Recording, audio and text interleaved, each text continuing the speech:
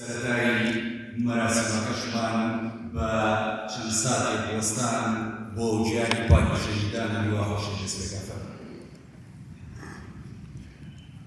ئەی وەتەن، دایم خەریکی شیوە و گریانتن. ئەی وەتەن، سوتاری زانی دەردی بێگەرمانتن. گەرخوا بۆم کە بەوەڵڵا گیانفیدایی ناوانتن.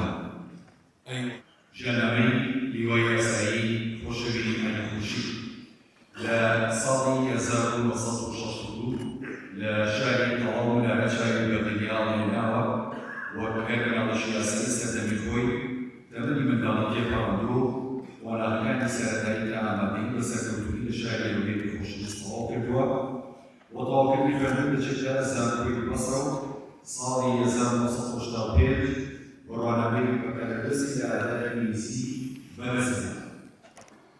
هیوای پۆشتەوی خوریایەکی زۆر بۆ بواری سەربازی بۆی بەشێکێککردنی شارەزای بواری سەربازیدا بەدەست بێنێت ڕاستەوخۆ لە پاش تەواوکردنی زانکۆ ئەچێتە کۆلێژی ئەفسەرانی یەکەم و بەڕوانامەی دیپلۆم لە زانستی سەربازیەکان لە ساڵی 1986 وەرگرت.